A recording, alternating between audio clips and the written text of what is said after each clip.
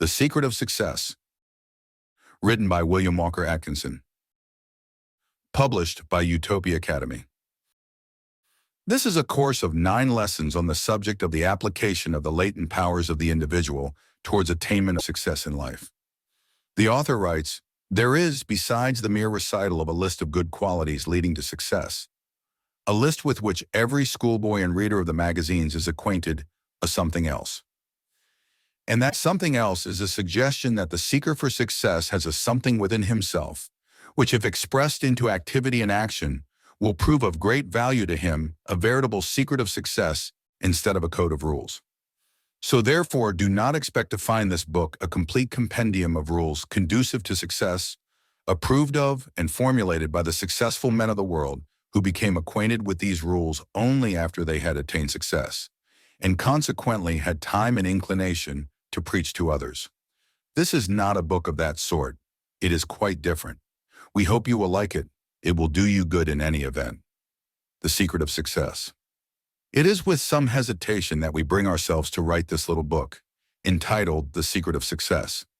Not that we are not in sympathy with the subject, not that we do not believe that there is a secret of success, but because there has been so much written on the subject of success, that is the various twaddle masses of platitudinous wordiness, that we hesitate to take the position of a teacher of success. It is so easy to fill pages of paper with good advice. It is so much easier to say things than to do them, so much easier to formulate a code of precepts than to get out into the field of active endeavor and put into practice the same precepts. And you may imagine why we hesitate to assume a role which would lay us open to the suspicion of being one of the do as I tell you and not as I do teachers of the art of success. But there is another side of the question. There is, besides the mere recital of a list of good qualities leading to success, a list with which every schoolboy and reader of the magazines is acquainted, a something else. And that something else is a suggestion that the seeker for success has a something within himself, which if expressed into activity and action, will prove of great value to him, a veritable secret of success, instead of a code of rules. And so we propose to devote this little book to unfolding our idea of what this something within is, and what it will do for one who will unfold it and thus express it into action. So therefore, do not expect to find this book a complete compendium of rules conducive to success, approved of and formulated by the successful men of the world who became acquainted with these rules only after they had attained success, and consequently had time and inclination to preach to others. This is not a book of that sort. It is quite different. We hope you will like it. It will do you good in any event. All people are striving and seeking success. Their idea of success may differ, but they have all agreed upon the desirability of attainment. Attainment, that is the word, which embodies the essence of that which we call success. It is the getting there idea, the idea of attainment, of reaching the goal for which we set out. That is the story attainment. Many men and women have endeavored to point out the way to success, and while some have rendered valuable service to those who were following them on the path of attainment, yet none have been able to tell the whole story of success. And this is not to be wondered about, for the reason that on the road to success, each and every individual must be, in a measure, a law unto himself or herself. No two temperaments are exactly alike. Nature delights in variety. No two sets of circumstances are precisely the same. Infinite variety manifests here also. And so it would be folly to attempt to lay down rules of universal application, which would surely lead all to the great goal of success. One has but to look around him on all sides and see the different needs of the different individuals composing the crowd in order to recognize the futility of any attempt to lay down lines of universal instruction on this subject. Each and every man who has succeeded has done so in a different way, generally along some original lines of action.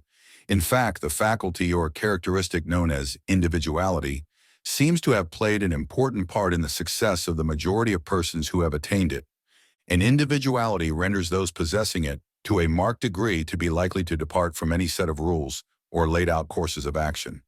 And so it may be stated as a general principle that each must work out his own success along the lines of his own individuality, rather than by following any set rule or line of conduct.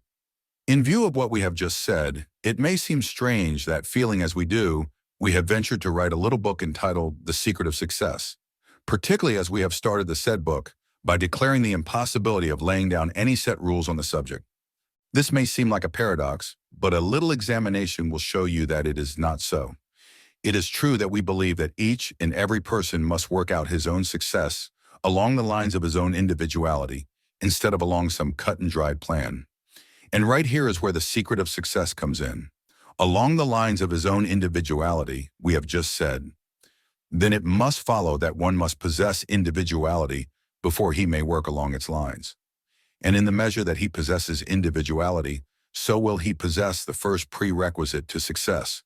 And that is what we mean by the secret of success, individuality. Every person possesses dormant and latent individuality, but only a few allow it to express itself. The majority of us are like human sheep trotting along complacently after some self-assertive bellwether whose tinkling bell serves to guide our footsteps. We have absorbed the notion somehow that these bellwethers possess the sum and substance of human knowledge and power, an ability to think, and instead of unfolding our own dormant powers and latent possibilities, we allow them to remain in obscurity. And we trot along, joggity jog after our pet bellwether. People are very much like sheep in this way. They are obedient and imitative animals. And rather than assume the responsibility of directing their own footsteps, they wait until someone takes the lead, and then away they stampede after him. Is it any wonder that the leaders claim the choicest pickings for themselves and allow the flock to get only the scrubby grass? Not a bit of it. They have earned the choice bits by reason of lack of individuality and initiative. On the part of those following them, in fact, they were chosen as leaders because of this self-assertive and self-directive quality.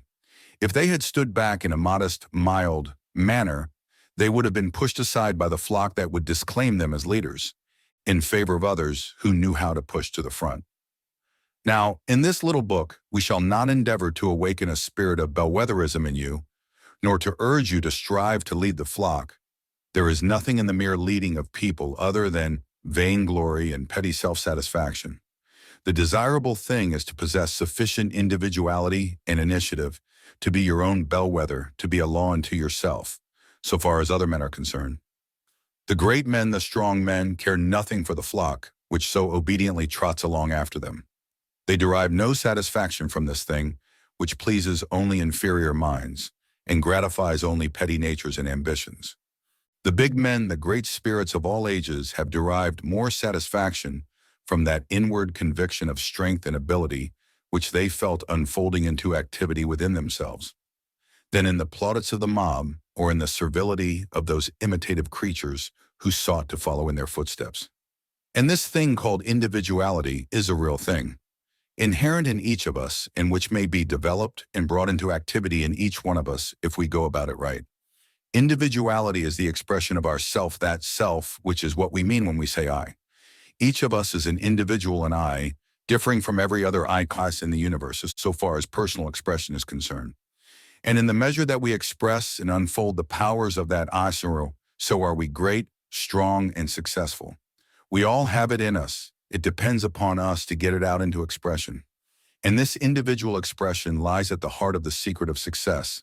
And that is why we use the term, and that is what we shall tell you about in this little book. It will pay for you to learn this secret, the individual. In our last lesson, we stated that we considered the secret of success to consist principally of the free expression of the individual, the I. But before you will be able to apply this idea successfully, you must first awaken to a realization of what the individual, the I within you, really is. This statement may appear ridiculous at first to many of you, but it will pay you to acquaint yourself fully with the idea behind it. For upon the true realization of I comes power. If you will stop and take stock of yourself, you will find that you are a more complex being than you had at first considered yourself to be. In the first place, there is the I, which is the real self or the individual. And there is the me, which is something attached to and belonging to the I, the personality. For proof of this, let the I take stock of the me, and it will find that the latter consists of three phases or principles. 1. The physical body. 2. The vital energy. 3. The mind. Many people are in the habitat of regarding their bodies as the I part of them, but a little consideration will show them that the body is but a material covering, or machine through which and by means of which the I is able to manifest itself.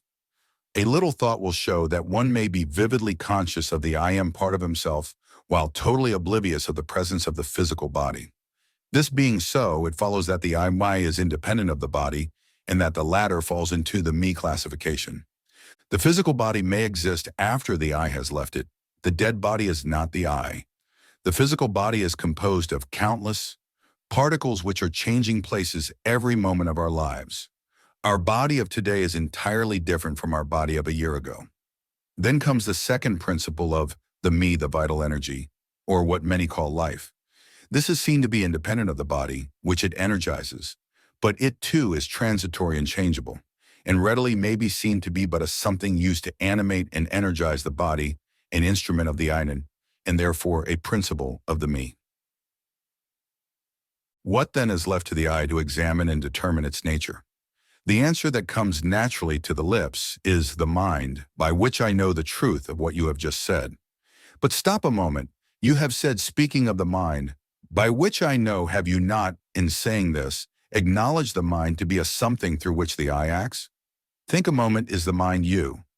You are aware that your mental states change, your emotions vary, your feelings differ from time to time, your very ideas and thoughts are inconsistent and are subject to outside influences, or else are molded and governed by that which you call I, or your real self. Then there must be something behind mental states, ideas, feelings, thoughts, etc., which is superior to them and which knows them, just as one knows a thing apart from itself, but which it uses. You say, I feel, I think, I believe, I know, I will, etc., etc. Now, which is the real self? The mental states just mentioned, or the I spirit, which is the subject or real cause of the mental phenomena? It is not the mind that knows, but the I which uses the mind in order to know. This may seem a little abstruse to you if you have never been made a study of the subject, but think it over a little and the idea will clearly define itself in your mind. We are not telling you these things merely to give you an idea of metaphysics, philosophy, or psychology. There are many books that go into these matters at length and in detail, so it is not for that reason. The real reason is that with a realization of the I, or real self, comes a sense of power that will manifest through you and make you strong. The awakening to a realization of the I, in its clearness and vividness, will cause you to feel a sense of being in power that you have never before known. Before you can express individuality, you must realize that you are an individual.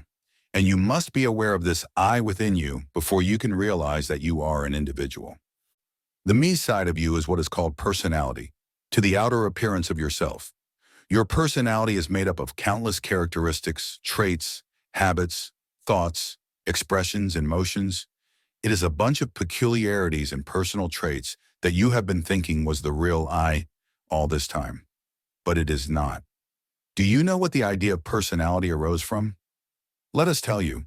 Turn to the pages of any good dictionary, and you will see that the word originated from the Latin word persona, meaning a mask used by actors in ancient times, and which the word in turn was derived from two other words, sonare, meaning to sound, and per, meaning through. The two words combined meaning to sound through, the idea being that the voice of the actor sounded through the mask of the assumed personality or character. Webster gives the following as one of the meanings of person: even to this day, a character or part, as in a play, an assumed character. So then, personality means the part you are playing in the great play of life, on the stage of the universe. The real individual concealed behind the mask of personality is you, the real self, the I, that part of you which you are conscious when you say, I am, which is your assertion of existence and latent power. Individual means something that cannot be divided or subtracted from something that cannot be injured or hurt by outside forces, something real. And you are an individual, a real self, an I high, something endowed with life, mind, and power to use as you will. A poet named Orr wrote, Lord of 1,000 worlds am I, and I reign since time began, and night and day, in cyclic sway, shall pass while their deeds I scan. Yet time shall cease ere I find release, for I am the soul of man, spiritedness. To many of you, the title of this lesson, Spiritedness, may seem to have some connection with spirits, disembodied entities, or else the soul or some higher part of it, to which the name spirit is often applied. But in this case, we use the word in a different sense, and yet in a sense approved by many advanced teachers and investigators of the occult and spiritual. One of the meanings of the word spirit, as given by Webster, is as follows: energy, vivacity, ardor, enthusiasm, courage, etc. While the same authority defines the word spirited as animated, full of life and vigor, lively, etc. These definitions will give you a hint of the sense in which we are now using the term, but there is still more to it. To us, the word spirit expresses the idea of the real essential nature of the universal power, and which is also manifested in man as the center of his being, his essential strength and power, from whence proceeds all that renders him an individual. Spiritedness does not mean the quality of being ethereal, goody-goody, spiritual, otherworldly, or anything of that sort. It means the state of being animated, meaning possessed of life and vigor, so that the state is really that of being filled with power and life. And that power and life comes from the very center of one's being, the I am region, or plane of mind and consciousness. Spiritedness is manifested in different degrees among different men and even among the animals. It is an elementary, fundamental, primitive quality and expression of life, and does not depend upon culture, refinement, or education. Its development seems to depend upon such instinctive or intuitional recognition of the something within the power of the individual, which is derived from that universal power of which we are all expressions. And even some of the animals seem to possess it. A recent writer on the taming of animals expresses instinctive realization of spiritedness among some of the higher animals as follows: put two male baboons in the same cage, and they will open their mouths, show all their teeth, and blow at each other. But one of them, even though he may possess the uglier dentition, will blow with a difference, with an inward shakiness that marks him as the underdog at once. No test of battle is needed at all. It is the same with the big cats. Put 2 or 4 or a dozen lions together, and they also, probably without a single contest, will soon discover which one of them possesses the mettle of the master. Thereafter he takes the choice of the meat. If he chooses, the rest shall not even begin to eat until he has finished. He goes first to the fresh pan of water. In short, he is king of the cage. Now then, when a tamer goes into a den with a big cat that has taken a notion to act funny, his attitude is almost exactly that of the king beast above mentioned would be toward a subject rash and ill-advised enough to challenge his kingship. You will notice in the above quotation that the writer states clearly that it is not always the baboon with the fiercest tusks that is the master. Neither does the king lion necessarily assert his dominion by winning a physical fight. It is something far more subtle than the physical. It is the manifestation of some soul quality of the animal. And so it is with men. It is not always the biggest and strongest physically who rule. The ruler becomes so by reason of the mysterious soul quality which we call spiritedness, and which men often call nerve or metal or sand. When two individuals come into contact with each other, there is mental struggle. There may not be even a word uttered, and yet soul grapples with soul as the two pairs of eyes gaze into each other, and a subtle something in each engages and grapples with a subtle something in the other. It may be all over in a moment, but the conflict is settled for the time, and each of the mental combatants knows that he is victor or defeated, as the case may be. There may be no feeling of antagonism between the parties engaging, but nevertheless there seems to be an inward recognition on both sides that there is something between them always leads. And this leadership does not depend upon physical strength, intellectual attainment, or culture in the ordinary sense, but upon the manifestation and recognition of that subtle quality that we have called a spirit.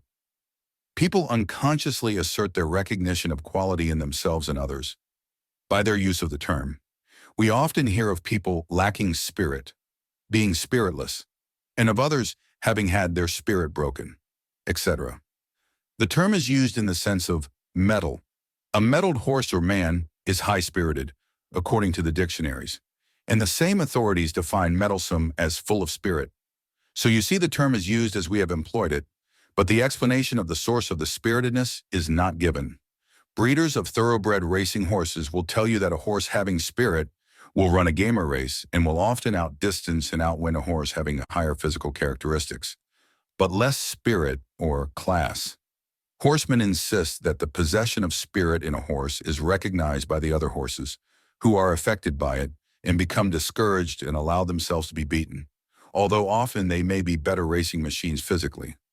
This spirit is a fundamental vital strength possessed by all living things in degrees, and it may be developed and strengthened in oneself. In our next lesson, we shall recite a few instances of its manifestation among men. Oliver Wendell Holmes, in one of his books, gives the following vivid description of the conflict of spiritedness between two men. The Kohinoor's face turned so white with rage that his blue-black mustache and beard looked fearful against it. He grinned with wrath and caught at a tumbler, as if he would have thrown its contents at the speaker. The young Marylander fixed his clear, steady eye upon him and laid his hand on his arm, carelessly almost. But the jewel felt that he could not move it. It was no use. The youth was his master, and in a deadly Indian hug in which men wrestle with their eyes over in 5 seconds, but which breaks one of their two backs and is good for 60 years in 10, one trial enough settles the whole matter, just as when two feathered songsters of the barnyard, game and dunghill, come together. After a jump or two at each other and a few sharp kicks, there is an end to it. And it is, after you, monsieur, with the beaten party and all the social relations for all the rest of his days. Fothergill says, Emily Bronte sketched out her ideal of a being possessed of immense willpower in a thorough ruffian Heathcliff, a massive, muscular brute.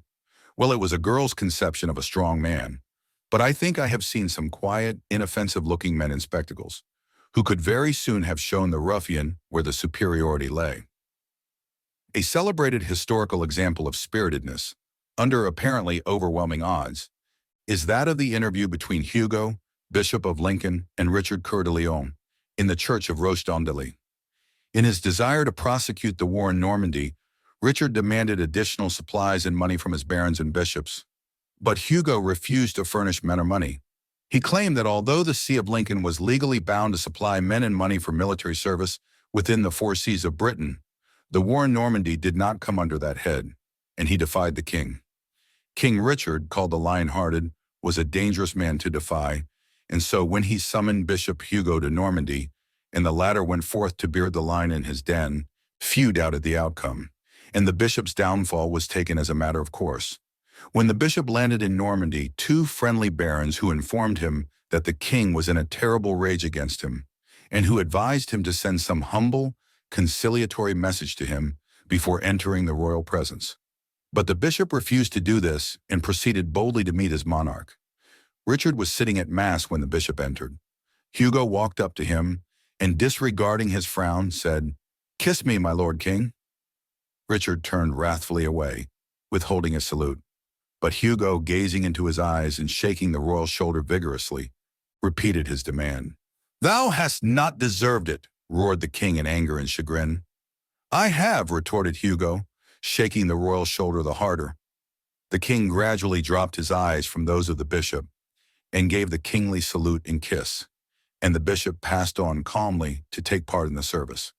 Hugo afterward defied the king in his council chamber and persisted in his refusal, and even ventured to rebuke his royal master for infidelity to the queen.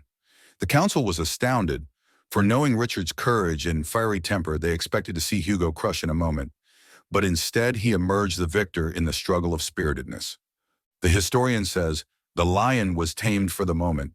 The king acknowledged nothing, but restrained his passion, remarking afterward, 'If all bishops were like my Lord of Lincoln, not a prince among us could lift his head among them.'" And this was not the first time that this doughty Bishop of Lincoln had vanquished a king. In his earlier days, shortly after King Henry Plantagenet had created him bishop, he became involved in a fierce dispute with that monarch.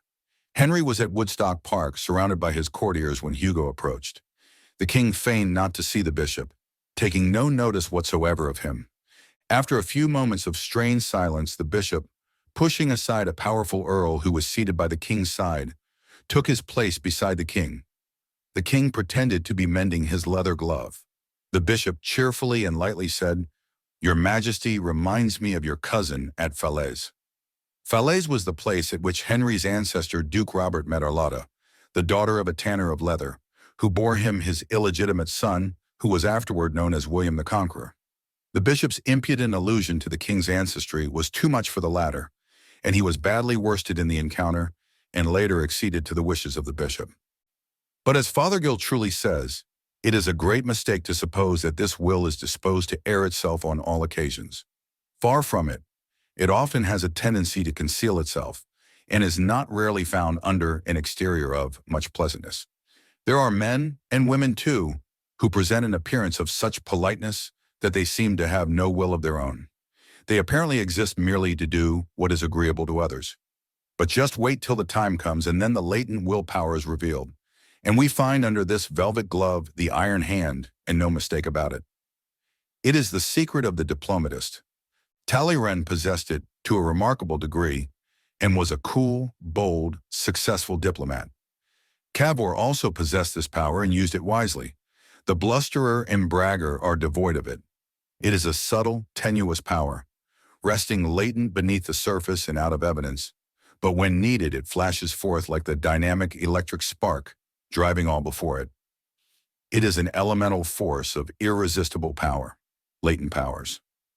The majority of you know by actual experience in everyday life that we have within our physical organism that which we call second wind. We have essayed some physical task and after a bit found ourselves winded, that is short of breath, and we are tempted to stop and rest our panting bodies. But we have also found by experience that if we will stick to the task at hand, the feeling of physical distress will usually pass away, and we will gain what is called our second wind. Now, just what this second wind is a matter that has long perplexed physiologists, and even today, they have not been able to hand us down a very good guess at the underlying cause of the phenomenon. It seems to be a fresh start acquired by reason of the opening up of reserve stores of vital energy, latent physical power stored away for such emergencies. All persons who have engaged in athletic sports know very well the details of this peculiar physiological phenomenon. Its actuality is too firmly established to admit any doubt. And as is often the case, examination shows a curious parallel between the working of nature on the mental plane and on the physical. Just as there is a physical second wind, so is there a mental reserve force or latent energy upon which we can draw and thus get a fresh start. The phenomena attendant upon physical second wind, as noted above, is almost exactly duplicated by certain mental phenomena. We may be jaded while performing some tedious bit of mental work, and we begin to feel that we are all in when lo, some new in and away we are off with a full mental second wind doing our work with a freshness, vigor, and enthusiasm far surpassing the original effort. We have tapped into a fresh source or supply of mental energy. The majority of us have little or no conception of the reserved mental energies and forces contained within our being. We jog along at our customary gait, thinking that we are doing our best and getting all out of life that there is in it. Think we are expressing ourselves to our utmost capacity, but we are living only in the first wind mental state, and behind our working mentality are stores of wonderful mental energy and power faculties lying dormant power, lying latent, awaiting the magic command of the will in order to awaken into activity and outward expression. We are far greater beings than we have realized. We are giants of power, if we did but know it. Many of us are like young elephants that allow themselves to be mastered by weak men and put through their paces, little dreaming of the mighty strength and power concealed within their organisms. Those of you who have read our little manual entitled The Inner Consciousness will recall what we said therein regarding the regions above and below the plane of the ordinary outer consciousness. And on those hidden planes of the mind are untold possibilities, the raw materials for mighty mental tasks and achievement, the storage batteries of wonderful accomplishment. The trouble with us is that we do not realize the existence of these faculties. We think that we are merely what we manifest in our ordinary dog-trot gait. Another problem is that we have not had the incentive to take action. We have lacked the interest to do great things. We haven't wanted to hard enough. This want to hard enough is the great inciting power in life. Desire is the fire which rouses up the steam of will. Without incentive, and that means desire, we accomplish nothing. Given the great, earnest, burning, ardent desire is an animating force, the great incentive to take action, and we are able to get up this mental second wind, yes, third, fourth, and fifth winds, tapping one plane of inward power after another until we work mental miracles.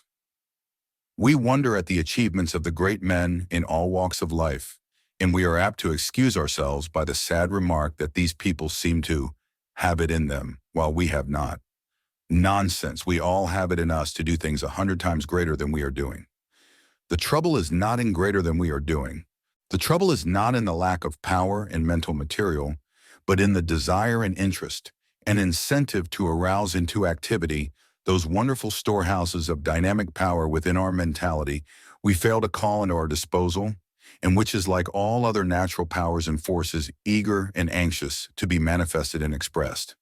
Yes, that's what we said, anxious and eager, for all natural forces, penned up and in a static condition, seem to be bursting with desire to manifest and express into outer dynamic activity. This seems to be a law of life and nature. Nature and all in it seems to be eager for active expression. Have you not been surprised at yourselves at times, when under some slightly higher pressure and incentive, something within you seemed to break its bounds and fairly carry you off of your feet in its rush into active work? Have you not accomplished tasks under the stress of a sudden urgent need that you would have deemed impossible in cold blood? Have you not carried all before you when you warmed up to the task, whereas your ordinary self would have stood around doing nothing under ordinary circumstances? Earnestness and enthusiasm are two great factors in bringing into operation these latent forces and dormant powers of the mentality. But one need not stand by and wait until you work yourself into a fit of fervor before the energies spring into action. You can, by a careful training of the will, or rather, by a carefully training of yourself, you will manage to get hold of the mental throttle so that you may pull it down and turn on a full head of steam whenever necessary. And when you have once mastered this, you will find that you are not any more tired when running under full pressure than when you are crawling along, this being one of the secrets of success. To many a person, the term the will means merely a firm steadfastness of mind, akin to determination and fixity of purpose. To others, it means something like desire. To others, it means the power of choice, etc. But to occultists, the will is something far more than these things. It means a vital power and acting force of the mind capable of dominating and ruling the other mental faculties, as well as projecting itself beyond the mental organs of the individual and affecting others coming within its field of influence.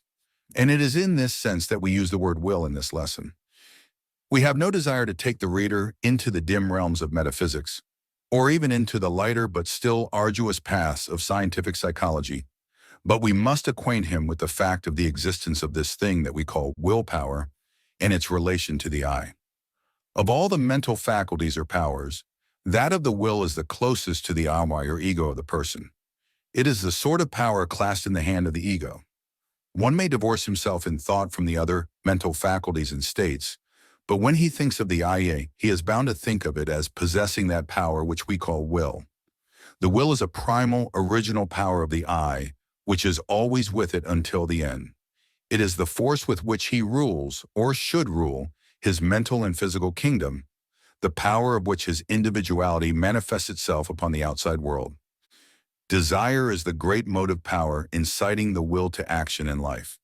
As we have shown you, the action of will, without the motive power of desire, is unthinkable, and therefore it follows that the culture and right direction of desire carries with it the channel of expression and manifestation of the will. You and cultivate certain desires in order that the will may flow out along these channels. By cultivating the desire along certain lines, you are making channels along which the will may flow in its rush toward expression and manifestation. So be sure to map out your desire channels clearly by making the proper mental images of what you want. Be sure and make the desire channels deep and clear-cut by the force of repeated attention and autosuggestion. History is filled with examples of men who have developed the use of the will. We say develop the use rather than developed will, for man does not develop his will. His will is always there ready for use. A man develops his ability to use the will, perfects himself in its use. We have frequently used the following illustration and have not been able to improve upon it. Man is like a trolley car, with the upraised trolley pole of his mind reaching out to the live wire of will. Along that wire is flowing the current of willpower, which it taps and draws down into his mind, and by which he is able to move and act and manifest power. But the power is always in the wire, and his developing consists in the ability to raise the pole to the wire, and thus tap into its energy. If you will carry this idea in your mind, you will be able to apply this truth more easily in your everyday life. A great promoter of the steel pen and electroplating industries possesses this quality to a marked degree.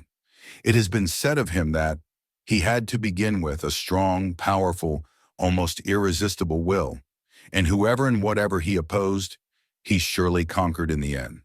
Buxton said, "The longer I live, the more certain I am that the great difference between men, between the feeble and the powerful, the great and the insignificant, is energy, invincible determination, a purpose once fixed, and the victory or death.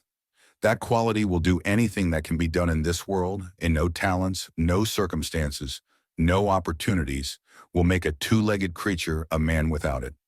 In this last quotation and the one preceding it, the idea of persistence and determination is identified closely with that of will.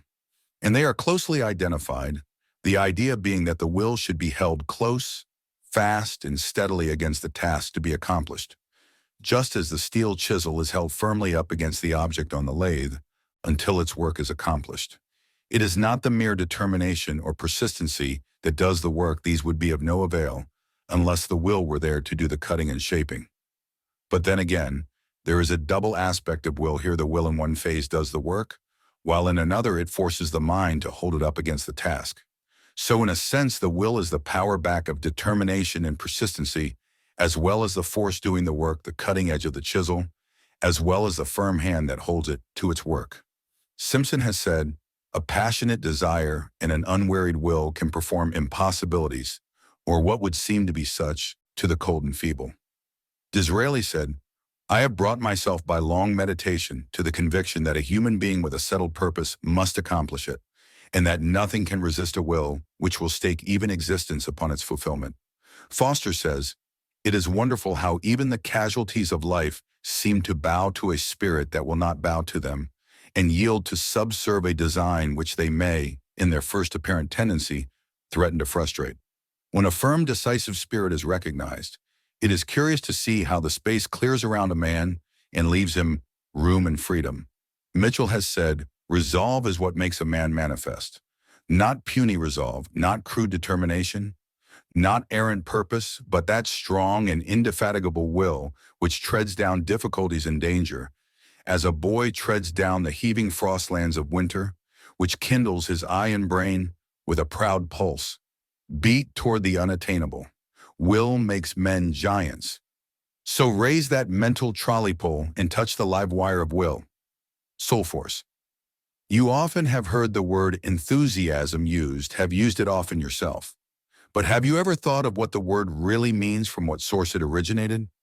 What is its essential spirit? Few have. The word enthusiasm is derived from the Greek term meaning to be inspired, to be possessed by the gods, etc. The term having been originally used to designate the mental state of an inspired person who seems to be under the influence of a higher power. The term originally meant inspired by a superhuman or divine power, ecstasy, etc. It is now used, according to Webster, in the sense of enkindled and kindling fervor of soul, ardent and imaginative zeal or interest, lively manifestation of joy or zeal, etc. The word has acquired a secondary and unfavorable meaning in the sense of visionary zeal, imaginative fervor, etc. But its real and primary meaning is that ardent, lively zeal and interest in the inner forces of one's nature. Real enthusiasm means a powerful mental state exerted in favor of or against some idea. A person filled with enthusiasm seems indeed to be inspired by some power, or being higher than himself, he taps onto a source of power of which he is not ordinarily conscious.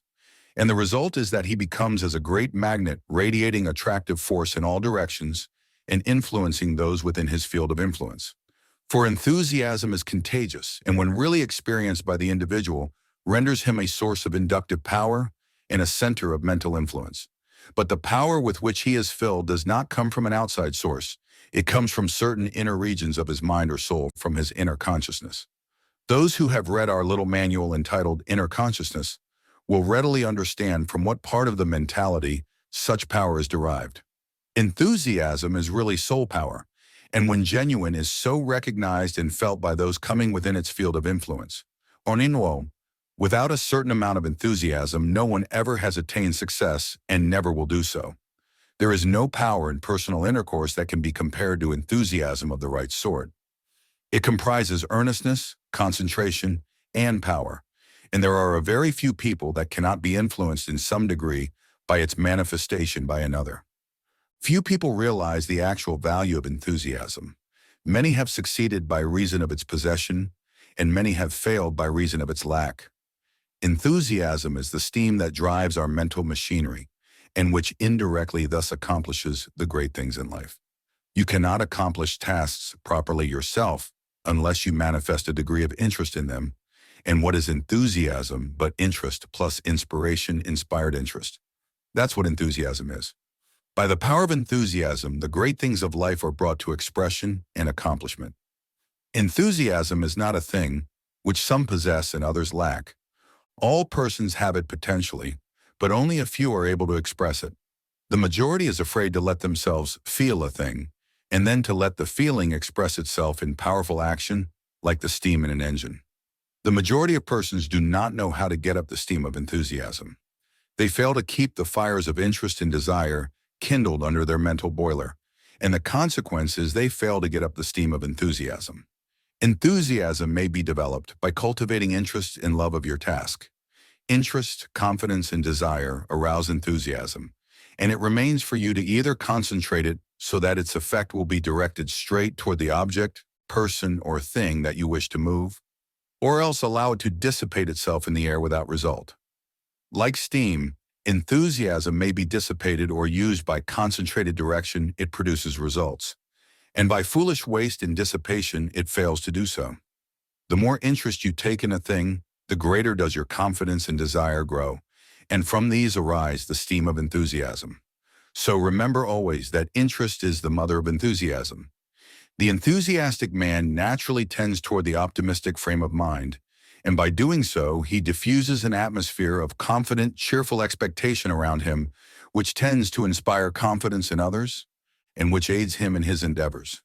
He surrounds himself with a mental aura of success. He vibrates success, and those into whose presence he comes unconsciously take on his vibrations. Enthusiasm is very contagious, and one filled with the right quality, kind, and degree of it unconsciously communicates his interest, earnestness, and expectations to others.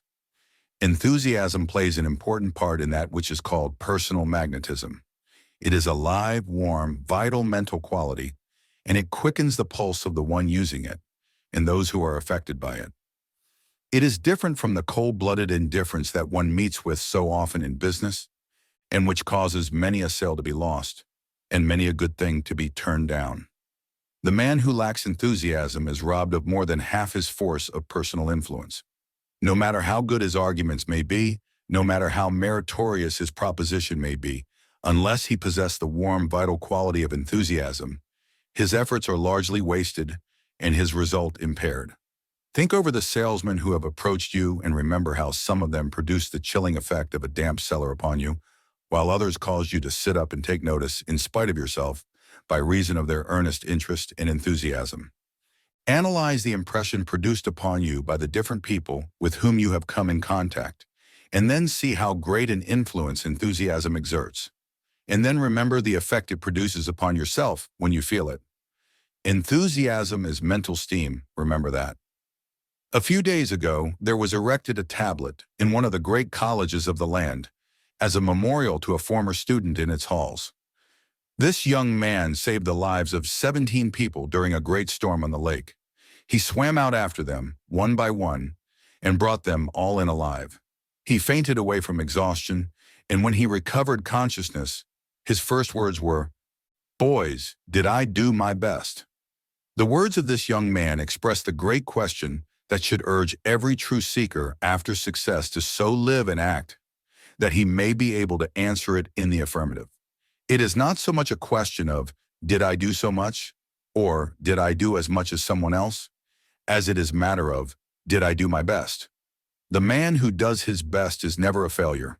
He is always a success, and if the best should be but a poor pretty thing, still the world will place the laurel wreath of victory upon his brow when he accomplishes it. The one who does his best is never a quitter, or a shirker. He stays right on his job until he has bestowed upon it the very best that there is in him to give at that particular time. Such a man can never be a failure. The man who does his best is never heard asking the pessimistic question, "What's the use?" He doesn't care a whole lot about that part of it. His mind is fixed upon the idea that he is on his job and is not going to be satisfied with anything less than his best. And when one really is able to answer the great question with an honest, "Yes, I did my best," then verily he will be able to answer the "what's the use" question properly. It is of use to have brought out the best work in oneself, if for no other reason than because it is a man-making process, a developer of the self. This infernal "what's the use" question seems to have been invented by some pessimistic imp of darkness to use in discouraging people making desperate struggles or leading forlorn hopes. It has brought down many a man into the mire of despondency and failure. Chase it out of your mind whenever it appears, and replace it with the question, "Am I doing my best?" knowing that an affirmative answer settles the other question also. Anything is of use if it is in the right spirit, in a worthy cause, and because one's own manhood demands it. Yes, even if one goes down to death in the doing of it still, it is a success. Listen to this story told in a recent magazine article. It is a story of a sailor on the wreck of a German kerosene steamer, which dashed against the rocks of the Newfoundland coast in the early part of 1901. She had taken fire and had been run ashore on a submerged reef about an eighth of a mile from the coast. The coastline itself was a wall, some 400 feet high. When morning dawned, the fishermen on shore saw that her boats were all gone, and all the crew and officers had apparently been lost, all except 3 men. 2 of these 3 men were standing on the bridge. The third was aloft, lashed to the rigging. Later, the watchers saw a tremendous wave strike the vessel, sweeping away the bridge and the 2 men who had been standing on it. Several hours later, they saw the man in the rigging unlash him and beat his arms against his body vigorously, evidently to restore the circulation, which had been almost stopped by the lashing and the extreme cold. The man then took off his coat, waved it to the fishermen on top of the cliff, and then plunged into the sea. The first thought was that he had given up the fight and committed suicide, but he is not that kind of a man. He struck out for shore, and reaching it, made 3 separate attempts to secure a foothold on the rocks at the bottom of the cliff. But he failed 3 times. Was he swept away by the surf, and finally, seeing the futility of his efforts, he swam away again toward the ship. As the narrator well says, at that crisis in the struggle, 99 men out of 100 would have given and allowed themselves to drown. But this man was not a quitter. After a fierce battle with the waves, the man gained the ship, and after a desperate struggle, managed to board her. He climbed again into the rigging and waved his hand to the fishermen high up on the cliff, who were unable to help him. He lashed himself fast, and until dark could be seen signaling the fishermen above, to show them that he was still alive and game. When the following morning broke, the fishermen saw that his head had fallen to his breast. He was motionless, frozen during the night. He was dead. His brave soul had gone forth to meet its maker. And who can doubt that when that man confronted his maker, his eyes were looking firmly and bravely toward the presence, and not bowed down in shame or fear. Such a man was indeed worthy to face his maker, unabashed and unashamed. As the writer George Kennan has said in words that make one thrill, that man died as a man in adverse circumstances ought to die, fighting to the last. You may call it foolish, and say that he might better have ended his sufferings by allowing himself to drown when he found that he could not make a landing at the base of the cliff. But deep down in your hearts, you pay secret homage to his courage, his endurance, and his indomitable will. He was defeated at last, but so long as he had consciousness, neither fire nor cold, not tempest, could break down his manhood. The Caucasians have a favorite proverb that says, "Heroism is endurance for one moment more." And that one moment more tells the difference between the quitter and the man who has done his best. No one is dead until his heart has ceased beating, and no one has failed so long as there is one more bit of fight in him. And that one moment more often is the moment in which the tide turns, the moment when the enemy relaxes his hold and drops back beaten. The power of desire. What is desire? Let us see. Webster tells us that it is The natural longing to possess any seeming good, eager wish to obtain or enjoy, or in its abnormal or degenerate sense, excessive or morbid longing, lust, appetite. Desire is a much abused term. The public mind has largely identified it with its abnormal or degenerate phase, just mentioned, ignoring its original and true sense. Many use the word in the sense of an unworthy longing or craving instead of in the true sense of aspiration, worthy craving and longing, etc. To call desire aspiration renders it nonetheless desire. To apply to it the term laudable aim and ambition does not take away from it its character of desire. There is no sense in endeavoring to escape the fact that desire is the natural and universal impulse toward action, be the action or good or bad. Without desire, the will does not spring into action, and nothing is accomplished. Even the highest attainments and aims of the race are possible only when the steam of will is aroused by the flame and heat of desire. Some of the occult teachings are filled with instructions to kill out desire, and the student is warned to beware of it even in its most insidious and subtle forms, even to the extent of avoiding even the desire to be desireless, even desire not to desire. Now this is all nonsense, for if one wishes, or wants, or is inclined, or thinks best to, or is pleased to, kill out desire. In any of these cases, he is but manifesting a desire not to desire, in spite of his use of other names. What is this wishing to, wanting to, feeling like, inclination, being pleased to, and all the rest but just plain, clear, unadulterated desire masquerading under some of these names? To proceed to kill out desire without desiring to do so is like trying to lift oneself by pulling on his own bootstraps. Folly. What is really meant is that the occultist should proceed to kill out the lower desires that he finds within his nature, and also to kill out the attachment for things. Regarding this last, we would say that all true occultists know that even the best things are not good enough to rule and master one nothing, is good enough for the soul to allow itself to be unduly attached to it, so that the thing rules the soul instead of the soul mastering the thing. That is what the teachings mean, avoidance of attachment. And in this, the occult teachers are clearly right. Desire is a frightful master like fire.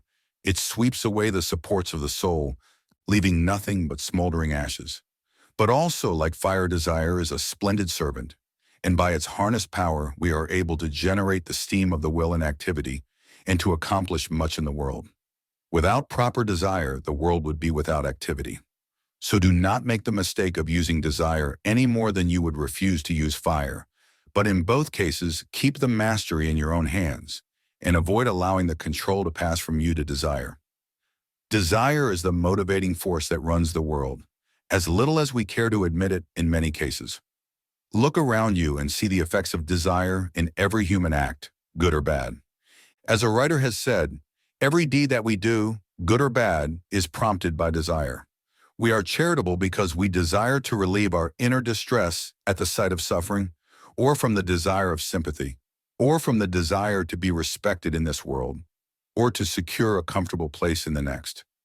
One man is kind because he desires to be kind because it gives him satisfaction to be kind, while another man is cruel from precisely the same kind of motive. One man does his duty because he desires to do it.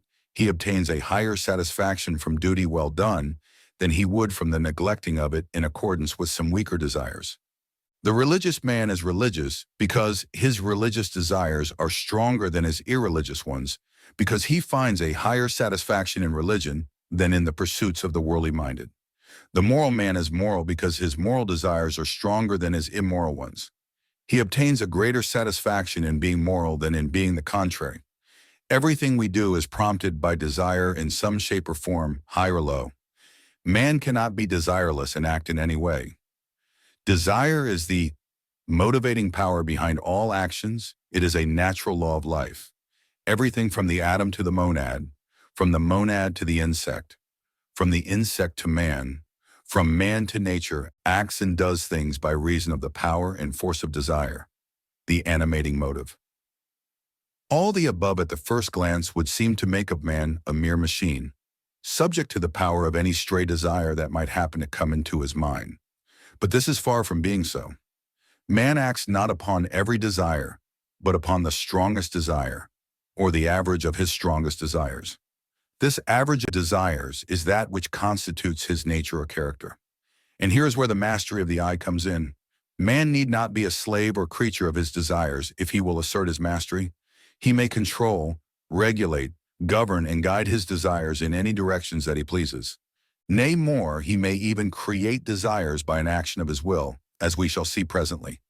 By a knowledge of psychological laws, he may neutralize unfavorable desires, and grow and develop, yes, practically create new desires in their place, all by the power of his will. Aided by the light of his reason and judgment, man is the master of his mind. Yes, but some close reasoning critic may object, yes, that is true enough. But even in that case, is not desire the ruling motive? Must not one desire create these new desires before he can do so? Is not desire always precedent to action? Very close reasoning this, good friends. But all advanced occultists know that there is a point in which the principle of desire shades and merges into companion principle, will, and that a close reasoner and mental analyst may imagine a mental state in which one may be almost said to manifest a will to will, rather than to merely desire to will. This state must be experienced before it can be understood. Words cannot express it. We have stated that it was in the power of man to create desire, not only to be its master when created, but also to actually create it by bringing it into being. And the statement is absolutely true and is verified and proven by the most recent experiments and discoveries of modern psychology.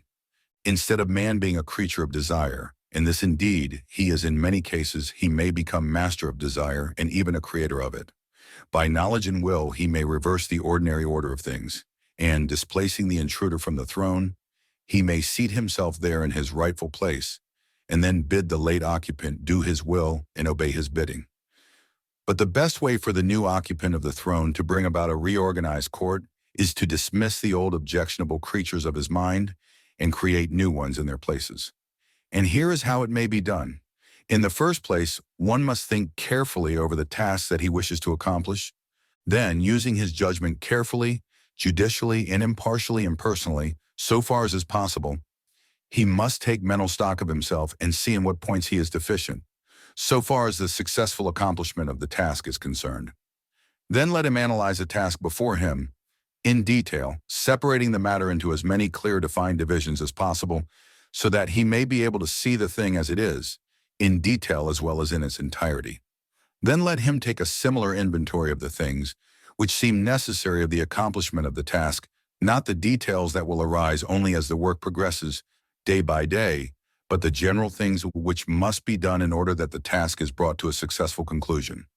Then, having taken stock of the task, the nature of the undertaking, and one's own qualifications and shortcomings, then begin to create desire, according to the following plan. The first step in the creation of desire is that of the forming of a clear, vital mental image of the qualities, things, and details of the undertaking, as well as of the completed whole. By a mental image, we mean a clear-cut, distinct mental picture in the imagination of the things, just names. Now, do not turn away with an impatient motion at the mention of the word imagination. That is another word that you have only a mistaken idea of. Imagination means far more than the mere idle, fanciful use of that part of the mind that is believed by people to be all there is to it. It isn't all by a long way, in fact. The fanciful part may be said to be merely a shadow of the real imaginative effort. Imagination is a real thing. It is a faculty of the mind by which it creates a matrix, mold, or pattern of things, which the trained will and desire afterward materializes into objective reality. There has been nothing created by the hands and mind of man which did not have its first origin in the imagination of someone. Imagination is the first step in creation, whether of worlds or trifles. The mental pattern must always precede the material form, and so it is in the creation of desire. Before you can create a desire, you must have a clear mental image of what you need to desire. You will find that this task of creating a mental image is a little harder than you had expected at the start. You will find it hard to form even a faint mental picture of that which you need. But be not discouraged and persevere, for in this, as everything else, practice makes perfect. Each time you try to form the mental image, it will appear a little clearer and more distinct, and the details will come into a little more prominence. Do not tire yourself at first, but lay aside the task until later in the day or tomorrow. But practice and persevere, and you need, just as clearly as a memory picture, something you have already seen. We shall have more to say on this subject of mental imagery and imagination in subsequent lessons. Then, after having acquired the clear mental image of the things you wish to desire, and thus attain, cultivate the focusing of the attention upon these things. The word attention is derived from the Latin word attendere, meaning to stretch forth. The original idea being that in attention, the mind was stretched forth or extended toward the object of attention, and this is the correct idea for that, is the way the mind operates in the matter. Keep the ideas before your attention as much as possible, so that the mind may take a firm grasp upon them and make them a part of itself. By doing this, you firmly impress the ideas upon the wax tablet of the mind. Thus, having fixed the idea clearly in your mind by means of the imagination and attention, until, as we have said, it becomes a fixture there, begin to cultivate an ardent desire, longing, craving, demand for the materialization of the things. Demand that you grow the qualities necessary for the task. Demand that your mental pictures materialize. Demand that the details be manifested as well as a whole, making allowance for the something better, which will surely arise to take the place of the original details. As you proceed, the inner consciousness will attend to these things for you. Then desire firmly, confident, and earnestly. Be not half-hearted in your demands and desires. Claim and demand the whole thing, and feel confident that it will work out into material objectivity and reality. Think of it, dream of it, and always long for it. You must learn to want it the worst way. Learn to want it hard enough. You can attain and obtain many things by wanting them hard enough. The trouble is with most of us that we do not want things hard enough. We mistake vague cravings and wish for earnest, longing, demanding desire and want. Get to desire and demand the thing just as you demand and desire your daily meals. That is wanting it the worst way. This is merely a hint. Surely you can supply the rest if you are in earnest and want to hard enough. The law of attraction. There is in nature a great law, the law of attraction, by the operations of which all things from atoms to men are attracted toward each other in the degree of the common affinity of common use. The reverse of this law, which is merely another manifestation of its power, is what is called repulsion, which is but the other pole of attraction, and by the operations of which things tend to repel each other in the degree that they are unlike, opposing, and of no use to each other. The law of attraction is universal, on all the planes of life, from the physical to the spiritual. Its operations are uniform and constant, and we may take the phenomena of one plane and thereby study the phenomena of another plane. For the same rule applies in each case, the same law is in operation in the same way. Beginning with the tiny corpuscles, electrons or ions, of which the atoms are formed, we find manifested the law of attraction. Certain electrons attract each other and repel others still, thereby causing to spring into existing groups, combinations and colonies of electrons, which being in agreement and harmony manifest and constitute what are called atoms, which until recently were supposed to be the primal form of matter. Passing on the atoms themselves, we find many degrees of affinity and attraction existing between them, which cause them to combine and form into molecules, of which all masses of matter consist. For instance, every drop of water is composed of countless molecules of water, and each molecule is composed of 2 atoms of hydrogen and 1 atom of oxygen, the combination always being the same in every molecule of water. Now, why these atoms combine in just this way, the same invariable grouping and proportion? Not by chance, surely, for there is no such thing in nature. There is a natural law back of every phenomenon. And in this case, it is the law of attraction manifesting in the case of these atoms. And it is so in all chemical combinations. It is called chemical affinity. Sometimes an attached atom will come in contact with, or in proximity to, another atom, and then bang goes the explosion of the molecule as the atom flies away from its partners and into the arms of the other atom, for which it has a greater affinity. There are marriages and divorces in the world of atoms, you will notice. And in the cases of the molecules, it is found that certain molecules are attracted to others of the same kind, under what is called cohesion, and thus masses of matter are composed.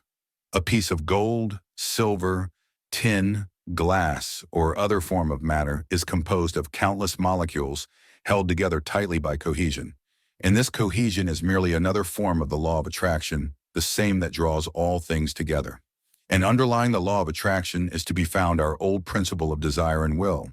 You may shrug your shoulders at this mention of desire and will in connection with electrons, atoms, molecules, all forms of matter, but just wait a bit and see what the leading scientific authorities have to say on the subject. Professor Haeckel, one of the world's greatest scientists, a materialist who would sneer at the teachings of mental science. Even this man, naturally prejudiced against mentalist theories, finds himself compelled to say, the idea of chemical affinity consists in the fact that the various chemical elements perceive the qualitative differences in other elements, experience pleasure of revulsion at contact with them, and execute specific movements on this ground.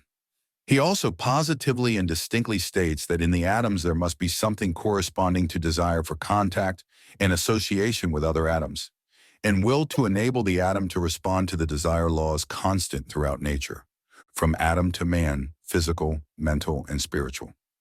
But what has all this to do with the secret of success, you may ask? Simply that the law of attraction is an important part in the secret of success, inasmuch as it tends to bring to us the things, persons, and circumstances in accordance with our earnest desire, demand, and will, just as it brings together the atoms and other particles of matter. Make yourself an atom of living desire, and you will attract to yourself the person, things, and circumstances fitting in with the accomplishment of your desire. You will also get into rapport with those who are working along the same lines of thought, and will be attracted them, and they to you, and you will be brought into relations with persons, things, and environments likely to work out the problem of your desires. You will get next to the right persons and things all by the operation of this great natural law of attraction. No necromancy or magic about it at all. Nothing supernatural or mysterious, just the operations of a great natural law. You can do little by yourself in life, be you ever so strong and able. Life is a complex thing, and individuals are interdependent upon each other for the doings of things. One individual, segregated from all the other individuals, could accomplish little or nothing along the lines of outer activity. He must form combinations, arrangements, harmonies, and agreements with others, and in accordance with environments and things. That is, he must create and use the proper environments and things, and draw to himself others with whom he must form combinations in order to do things. And these persons, things, and environments come to him, and he to them, by reason of this great law of attraction. And the way he sets into operation this great law of attraction is by the operation of his desire, and along the lines of mental imagery. Do you see the connection now? So be careful to form, cultivate, and manifest the right desires, hold to them firmly, strongly, and constantly, and you will set into operation this great law, which forms an important part of the secret of success. Desire force is the motive power leading the activities of life. It is the basic vital power, which animates the minds of living things and urges them forth to action. Without strong desire, no one accomplishes anything worthy of the name, and the greater the desire, the greater will be the amount of energy generated and manifested, everything else being equal. That is to say that given a dozen men of equal intellect, physical health, and mental activity, equal in everything else except desire, in short, the ones in whom the greatest desire resides and is manifested will outstrip the others in attainment. And of these winners, the one in whom desire burns like an unquenchable flame will be the one who will master the others by the force of his primitive elementary power. Not only does desire give to the man that inward motive which leads to the unfoldment of the power within himself, but it does more than this. It causes to radiate from him the finer and more subtle mental and vital forces of his nature, which flowing forth in all directions like the magnetic waves from the magnet, or the electric waves from the dynamo, influencing all who come within the field of force. Desire force is a real, active, effective force of nature, and serves to attract, draw, and bring to a center that which is in line with the nature of the desire. The much talked of law of attraction, of which so much is heard in mental science and the New Thought, depends largely upon the force and power of desire. Desire force is at the center of the law of attraction. There is a tendency in nature to attract and draw to the center of a desire the things which are needed to fulfill that desire. One's own will come to him by reason of his natural force, which lies behind and underneath the entire phenomena of mental influence. This being so, does it not become at once apparent why one who wishes to accomplish anything should be sure to create a strong desire for it, and at the same time be sure to acquire the art of visualization so as to form a clear mental picture of the thing desired, a clear mold in which the materialized reality may manifest? Have you ever come in contact with any of the great men of modern business life? If you have seen these people in action, you will have become conscious of a subtle, mysterious something about them, a something that you could actually feel, a something that seemed to draw you to fit into their schemes, plans, and desires, almost by an irresistible force. These people are all people of the strongest kind of desire. Their desire force manifests strongly and affects those with whom they come in contact. Not only this, but their desire force flows from them in great waves, which occultists inform us soon manifests a circular or whirlpool-like motion, swing around and around the center of the desire. These men become actual cyclones of desire, into which nearly everything that comes within its sweep is affected and swept into the vortex. Have we not evidences of this in the cases of all the great leaders of men? Can we not see the operation of that mighty law of attraction, which brings to them their own? We are apt to call this willpower, and so it is, in a way. Back and under the will in such cases is to be found the ardent, burning desire that is the motive force of the attractive power. This desire force is a primitive, elemental thing. It is found in the animal kingdom and among the lower races of men, perhaps more clearly than among the higher types of men, but only because in such instances it is seen stripped of the covering, sheaths, disguises, and masks that surround the more civilized forms and planes of life. But remember this well, the same principle is manifested under and beneath the polished veneer of civilized life. The desire force of the cultured leader of men is as elemental as that animating the fierce and shaggy caveman, or the wild berserker who, naked and half mad, rushed upon overwhelming hordes of his enemy, brushing them aside like flies, that is, if you will but look beneath the polished surface. In the old wild days, desire manifested its force on the physical plane. Now it manifests on the mental plane. That is the only difference. The force is the same in both cases. While we write, there has just been produced on stage a new play that illustrates this principle. The heroine, the daughter of an old New York family of high social standing and wealth, has a dream of her life in a former incarnation, in which she sees herself torn from the arms of her cave-dweller father by the mighty arms of a fierce savage chief, whose desire is manifested through the physical. She awakens from her dream and, to her horror, soon discovers the face of her dream captor on a man who comes into her father's life in New York. This man comes from the West, forceful, resourceful, and desirous, beating down all before him in the game of finance. As of old, he places his foot not on the neck of his enemies, but on the mental plane this time instead of the physical. The same old desire for power is strong within him. The same old masterfulness manifests itself. This man says, I have never quit. I have never been afraid. The same old desire then flamed up in the savage now manifests in the master of Wall Street, and between the force of its attraction and the coupled and allied force of his will, he repeats the performances of his previous incarnation. But on the plane of mental forces and achievement, this time mind, not muscle, being the instrument through which the desire manifests. We give the above example merely as an illustration of the fact that desire is the motivating force that moves the will into action and which cause the varied activity of life, men, and things. Desire force is a real power in life and influences, not only tracks, influences, and compels other persons and things to swing in toward the center of the desire, sending forth the currents. In the secret of success, desire plays a prominent part. Without a desire for success, there is no success. None. The law of attraction is set into motion by desire. The majority of the principles advanced in this book have been in the nature of positive injunctions. That is, you have been urged to do certain things rather than to not do the opposite or contrary. But here we come to a place in which the advice must be given along the negative lines. We must urge you not to do a certain thing. We allude to that great poison of the mind and will known as fear. We do not allude to physical fear, important though physical courage may be, and as regrettable as physical cowardice may be considered, still it is not a part of the purpose of this book to preach against the latter and advise a cultivation of the former quality. You will find much of that elsewhere. Our purpose here is to combat that subtle, insidious enemy of true self-expression, which appears in the shape and guise of mental fear, forebodings which may be considered as negative thought, just as the other principles mentioned in this work may be considered as positive thought. Fear thoughts is that condition of the mind in which everything is seen through blue glasses, in which everything seems to bring a sense of the futility of endeavor, the I can't principle of mentality, as contrasted with the I can and I will mental attitude. It is the noxious weed in the mental garden, which tends to kill the valuable plants to be found therein. It is the fly in the ointment, the spider in the cup of the wine of life. So far as we know, the first person to use the word fear thought, which has now passed into common use, was Horace Fletcher, the well-known writer who coined it to supplant the use of the word worry in a certain sense.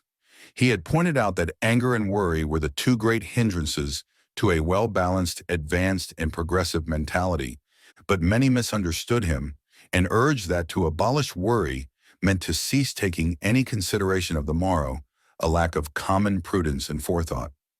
And so Fletcher coined the word fear thought to express a phase of his idea of forethought without worry, and he entitled his second book on the subject, Happiness as Found in Forethought minus Fear Thought, a very happy expression of a very happy idea.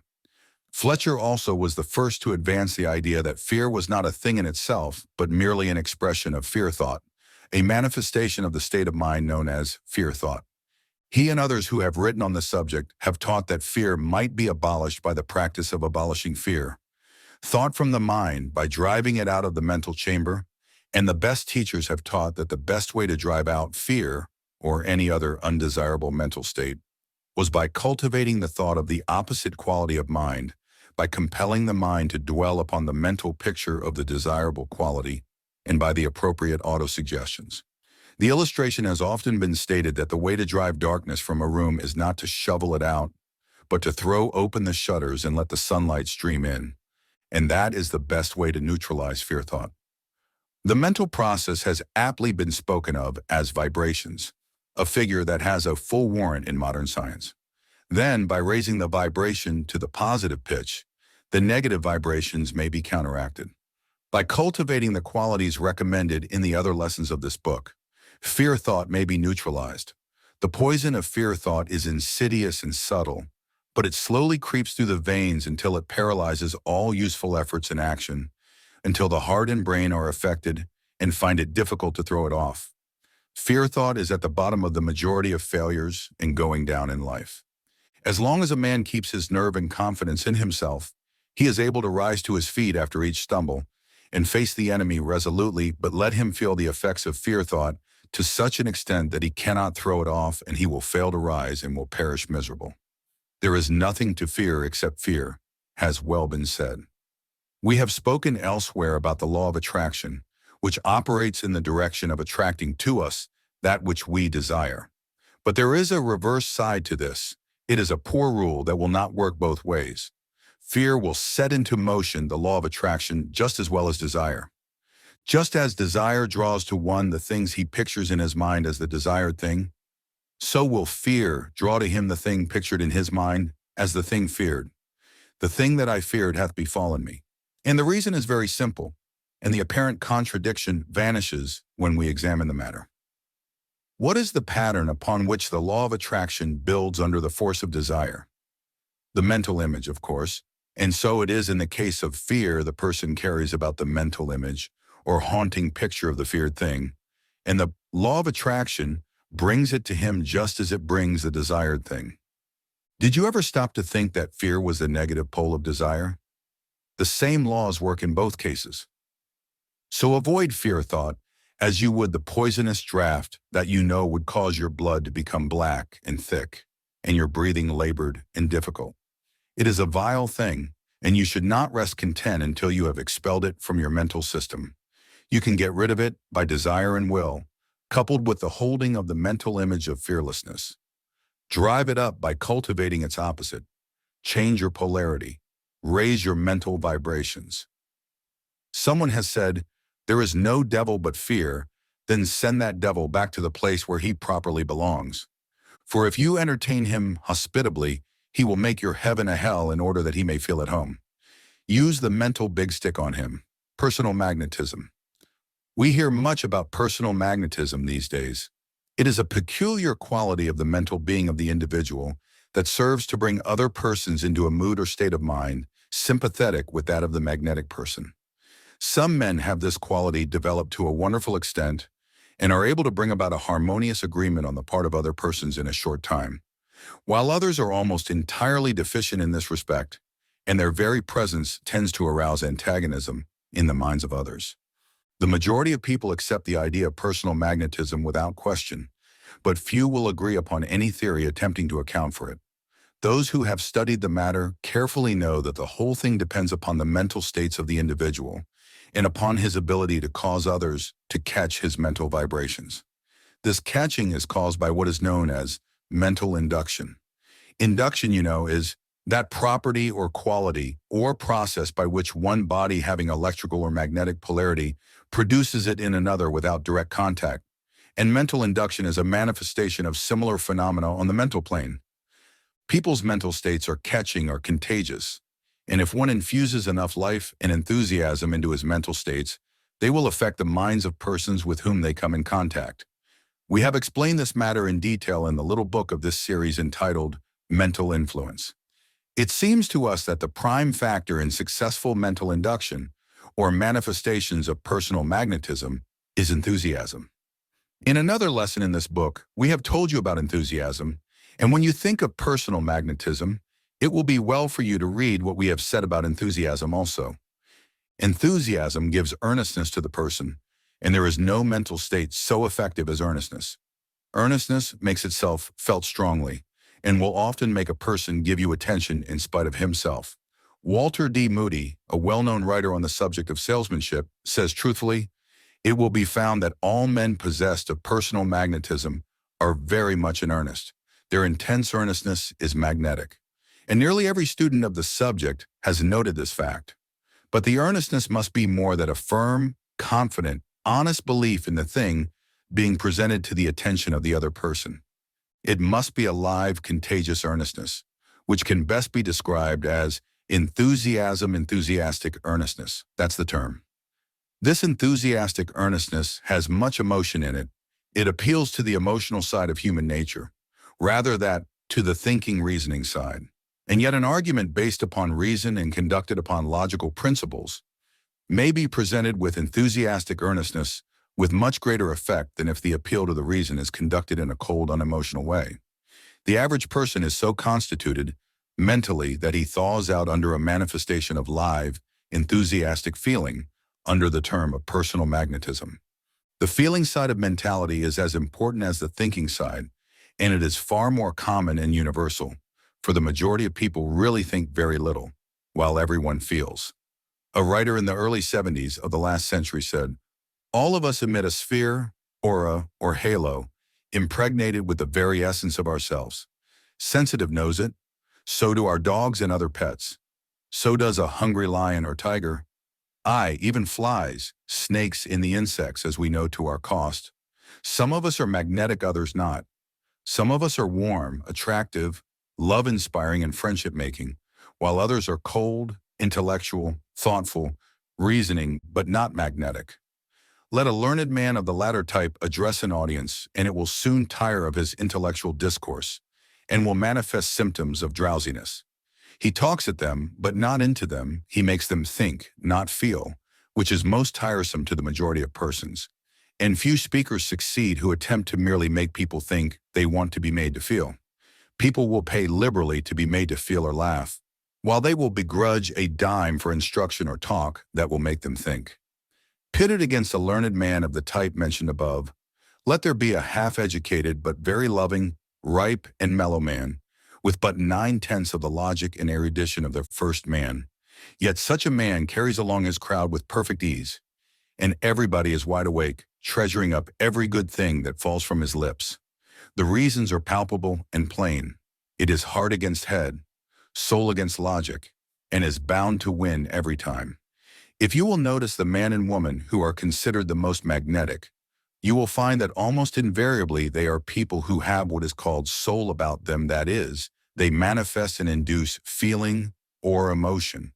They manifest traits of character and nature similar to that manifested by actors and actresses. They throw out a part of themselves, which seems to affect those coming in contact with them. Notice a non-magnetic actor, and you will see that although he may be letter perfect in his part, and may have acquired the proper mannerisms, gestures, and other technical parts of his art, still he lacks a certain something, and that something may be seen to be the ability to communicate feeling. Now, those who are in the secret know full well that many of the successful actors, who seem to burn with passion, feeling, and emotion on the stage, really feel but little of these qualities while acting. They are like phonographs, giving off sounds that have been registered in them. But if you will investigate still further, you will see that in studying their parts and practicing the same privately, these people induced a stimulated emotion, such as the part called for, and held it firmly in their minds, accompanying it with the appropriate gestures, etc.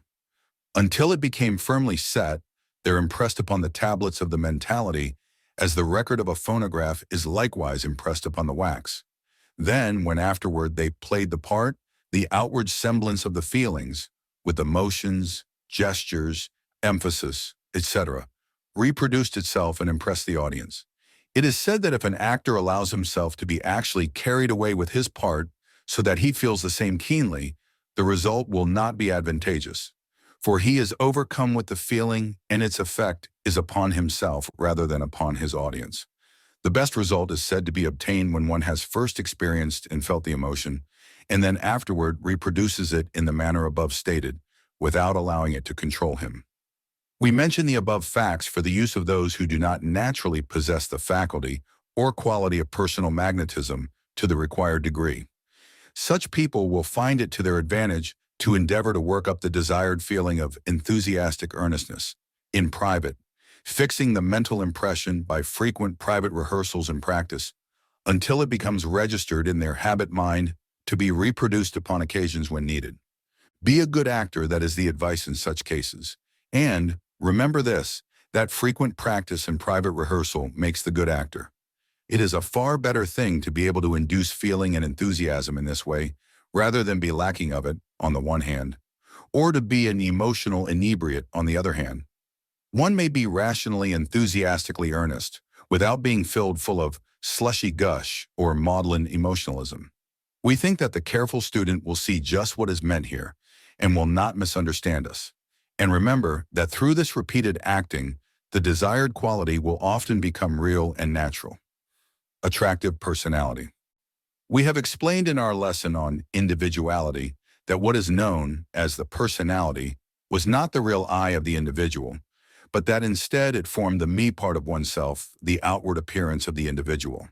As we have told you, the word personality really means the mask aspect of the individual, the outward appearance of the part in the great drama of life that he is playing. And just as the actor may change his mask and costume, so may the individual change, alter, and replace his personality by other features found desirable. But nevertheless, while the personality is not the real I, it plays an important part in the drama of life, particularly as the audience pays more attention to the personality, as a rule, than it does to the real individual behind the mask. And so it is proper that every individual should cultivate and acquire a personality that will prove attractive to his audience and render him acceptable to them. No, we are not preaching deception. We regard individuality as the real self, and believe that one should build himself up to his highest and best according to the laws of individual unfoldment. But, nevertheless, so long as one must wear a personality about him as he goes through life, we believe that it is not only to his advantage, but is also his duty to make that personality as pleasing and attractive as he is able to. You know that no matter how good, intelligent, and high-minded a man may be, if he wears the mask of an unattractive and unpleasant personality, he is placed at a disadvantage and drives away people whom he might benefit, and who would be glad to love him if they could see behind his unattractive mask. Nor are we speaking of one's personal physical appearance, when we speak of unattractive and attractive masks. While one's physical appearance goes a good way in some cases, there is a charm of personality that far transcends that fleeting appearance. There are many persons having beautiful faces and forms whose personality is far from charming and who repel rather than attract. And there are others whose faces are homely and whose forms are far from shapely, who have, nevertheless, that winning way about them that attracts others to them. There are people whom we are always glad to see, and whose charm of manner makes us forget that they are not beautiful. In fact, even their homely faces seem to become transfigured when we are in their presence. That is what we meant by personality, in the same way in which we are now using it. It bears a very close relationship to personal magnetism, of which we spoke of in our preceding lesson. One of the first things that should be cultivated by those wishing to develop the charm of personality is a mental atmosphere of cheerfulness. There is nothing so invigorating as presence of a cheerful person, nothing so dispiriting as one of those human wet blankets that cast a chill over everyone and everything with whom they come in contact. Think of your acquaintances and you will find that you will naturally place them in two classes, the cheerful ones and the gloomy ones. Sunny Jim has always preferred to gloomy Gus, the one you will welcome, and the other you will fly from. The Japanese understand this law of personality, and one of the first things that they teach their children is to preserve a cheerful, sunny exterior, no matter if their hearts are breaking. With them, it is considered one of the most flagrant offenses against good form to carry their sorrows, grief, and pain into the presence of others. They reserve that side of their life for the privacy of their own chamber. To the outside world, they present always a happy, sunny smile.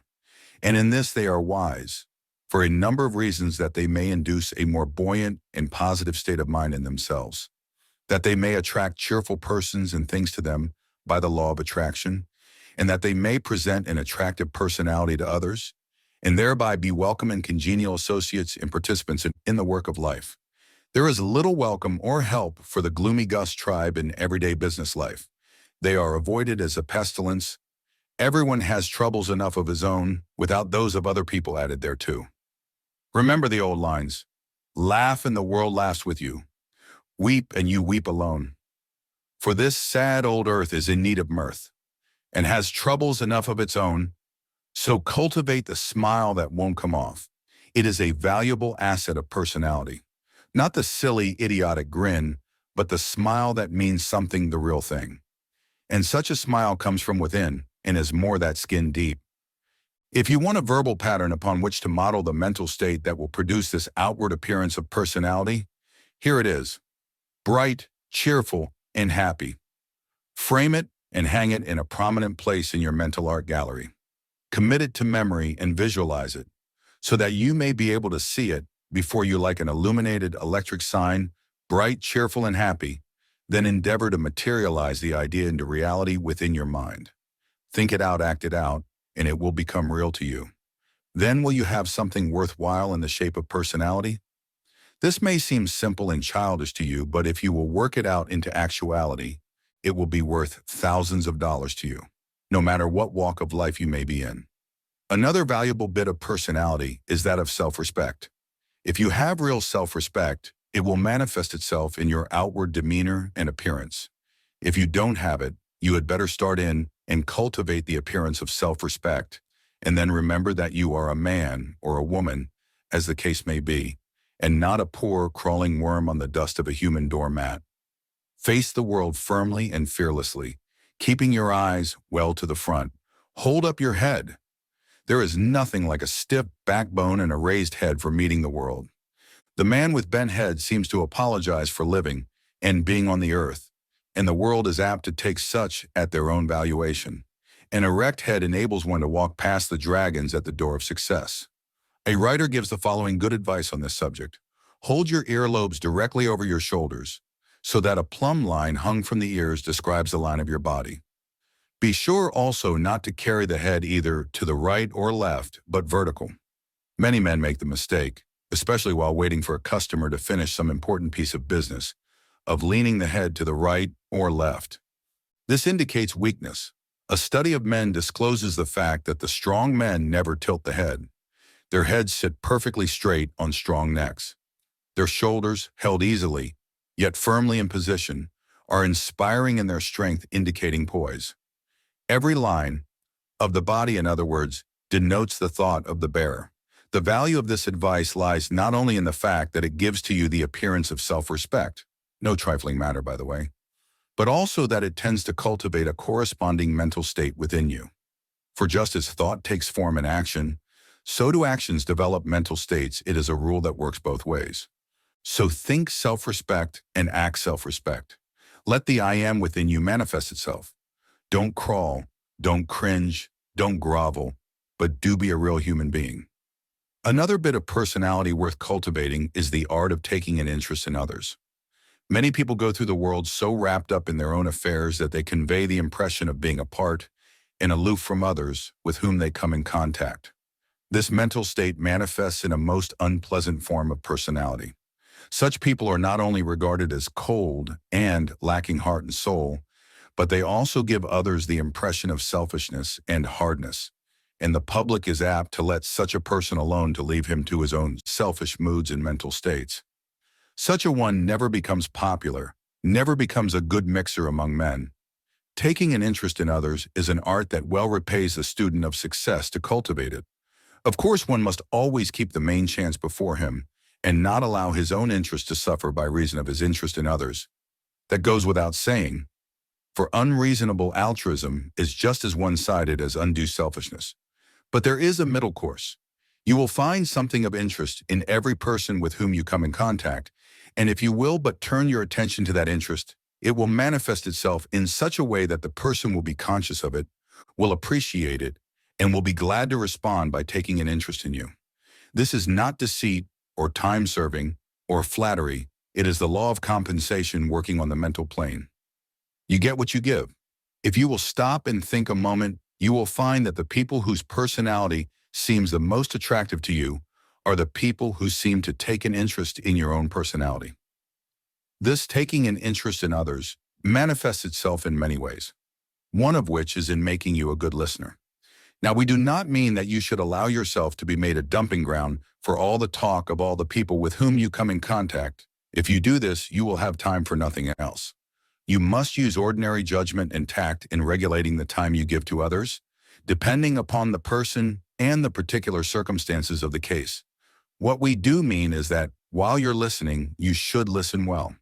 There is no subtler compliment that one person can pay to another than listening well to him or her. To listen well is to listen with interest, and that is something that cannot be very well taught in a book. Perhaps the best way to express the idea is to say, listen as you would be listened unto. The golden rule may be applied to many things and ideas, with benefit and good results. The man who listens well is well thought of by those to whom he listens. In this connection, we are always reminded of the old story of Carlyle, who, as everyone knows, was reputed to be a crusty, crabby old chap, prone to sarcastic remarks and brusque treatment of those with whom he engaged in conversation. The tale goes that one day, a man called upon Carlyle, and the man understood the art of listening well. He so turned the conversations as to get Carlyle started on a subject dear to his heart, and then he kept quiet and listened well. Carlyle talked a straight streak for several hours and grew quite enthusiastic over his topic. When at last the visitor arose to depart, he was forced to actually tear himself away from Carlyle, who, following him to the door, manifested unusual enthusiasm and good spirits, and bidding him goodbye, said warmly, "Come again, mon. Come again, and often ye have a wonderfully bright mind, and I've enjoyed your conversation very much indeed. Ye are a most delightful conversationalist. Be careful not to bore people with your personal experiences. Better forget your personal self in talking to others, except when it is right to the point to bring yourself in. People do not want to hear what a wonderful fellow you are. They want to tell you what wonderful people they are, which is very much more pleasant to them. Don't retell your woes, nor recite your many points of excellence. Don't tell what a wonderful baby you have. The other people have babies of their own to think about. You must endeavor to talk about things of interest to the other person if he wants to do the talking himself. Forget yourself and take an interest in the other person. Some of the best retail merchants impress upon their salespeople the advantage of cultivating the mental attitude and personality that you will give the customer the impression that you are on his side of the counter. That is, that you are taking a personal interest in his being well-served, suited, well-treated, and satisfied. The salesman who is able to create that impression is well advanced on the road to success in his particular line. This is a difficult thing to describe, but a little observation and thought and practice along the lines laid down in the preceding lessons will do much for you in this direction. A recent writer truthfully says on this subject, suppose, for instance, you are in trade or a profession and wish to increase your business. It will not do when you sell goods or services to make the matter a merely perfunctory transaction, taking the customer's money, giving him good value and letting him go away feeling that you have no interest in the matter beyond giving him a fair deal and profiting thereby. Unless he feels that you have a personal interest in him and his needs, and that you are honestly desirous to increase his welfare, you have made a failure and are losing ground. When you can make every customer feel that you are really trying to advance his interests as well as you own, your business will grow. It is not necessary to give premiums or heavier weights or better values than others give to accomplish this. It is done by putting life and interest into every transaction, however small.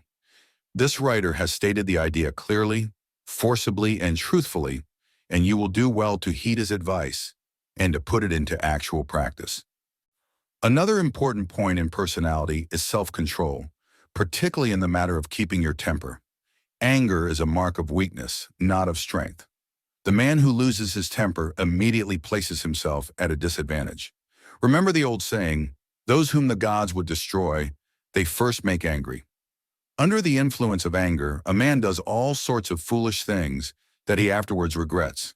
He throws judgment, experience, and caution to the winds and acts like a crazy man. In fact, anger is a sort of madness, a phase of insanity. If you doubt this, look carefully at the face of the first angry man you meet and see how irrational he looks and acts. It is a well-known fact that if one keeps cool while his opponent is angry, he has decidedly the best of the matter, for he is a sane man dealing with an irrational one.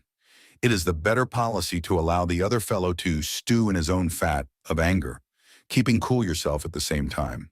It is a comparatively easy matter to cool down an angry man without becoming angry with you, and as it takes two to make a quarrel, the matter is soon over. You will find that a control of the outward expression will give you control of your inner mental state. You will find that if you are able to control your voice, keeping it calm, steady, and low-pitched, you will not fly into a passion. And more than this, you will find by so doing that the voice of the other fellow will gradually come down from its loud, boisterous tones. And in the end, both of you will be pitching your voices in the same key, and you have set that keynote. This is worth remembering, this control of the voice. It is a secret well worth knowing and practicing.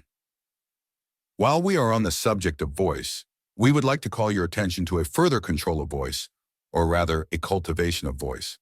A man having a well-controlled, even pleasant voice has an advantage over others having equal abilities in other directions, but lacking that one quality. The value of a vibrant, resonant, soft, and flexible voice is great. If you have such a voice, you are blessed. If you lack it, why start to work and cultivate it?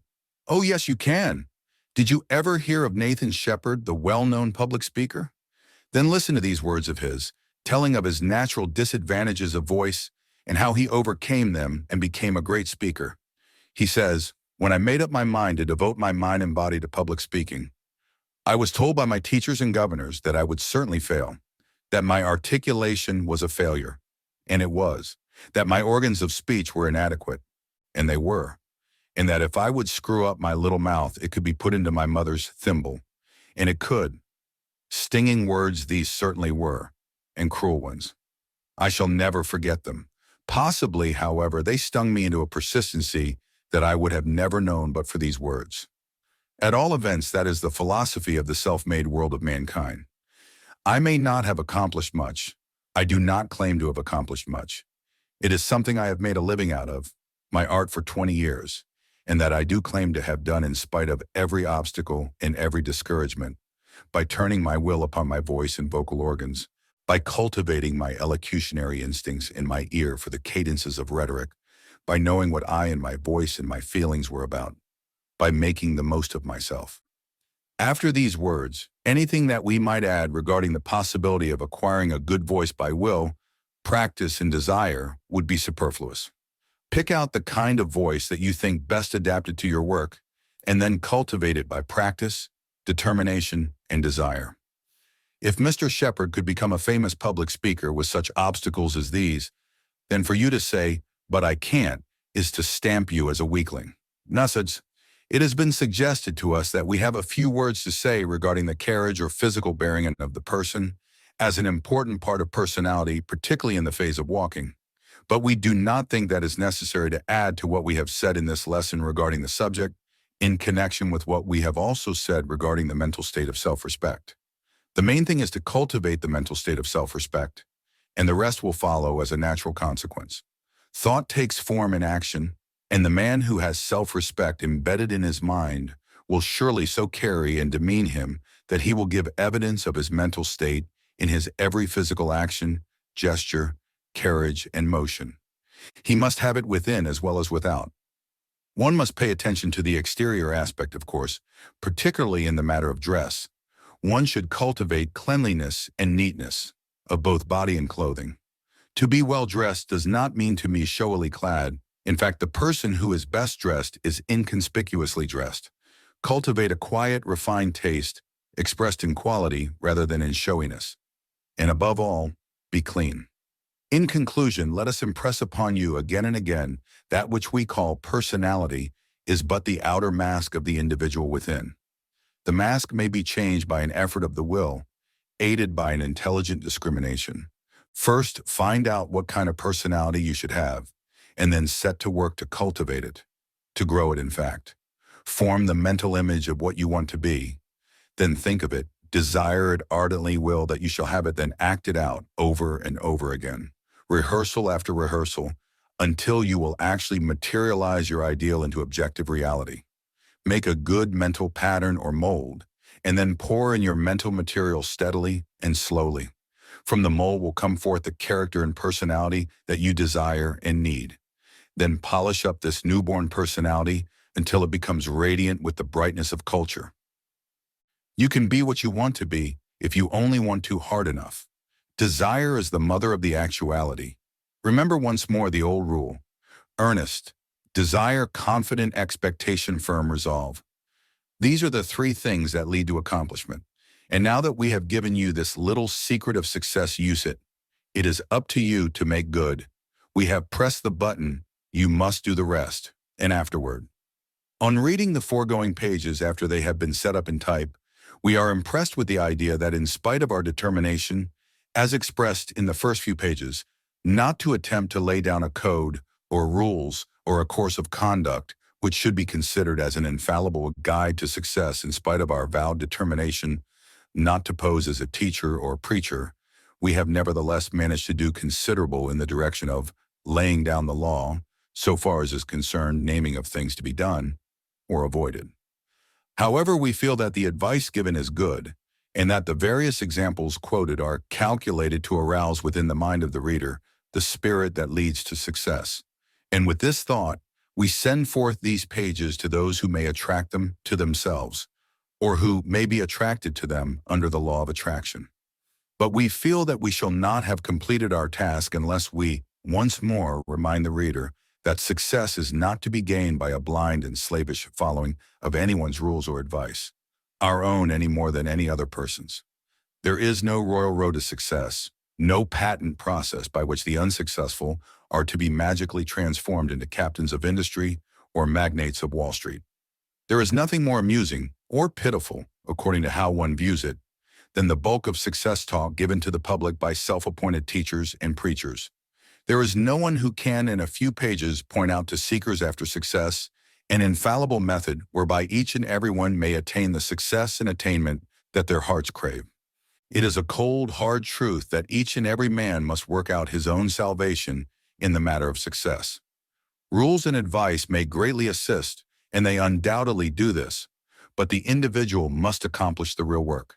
He must carve out his own destiny, and there is no power above or below that will do the work for him if he refuses to perform it himself. The old saying that God helps him who helps himself is true in more senses than one. It is true in the sense that the higher aid seems to refuse to come to the assistance of one who is not willing to strike out for him and do his best. But it is true in another sense this aid does come to one who will throw heart and soul into the task set before him, and who will do each day's work the best he know how, with hope in his soul, and a confident expectation of better things right ahead, around the turn of the road. The wise man is the one who takes courageously the step right ahead of him, planting his foot firmly and confidently upon it, although he is unable to see further ahead. To such a one step after step is illuminated as he proceeds, and he reaches his goal, whereas the shrinking ones, who have feared to take the obvious step because they could not see beyond it, are still waiting for something to turn up. This waiting business is a poor policy. As Garfield said, don't wait for something to turn up, go out and turn something up.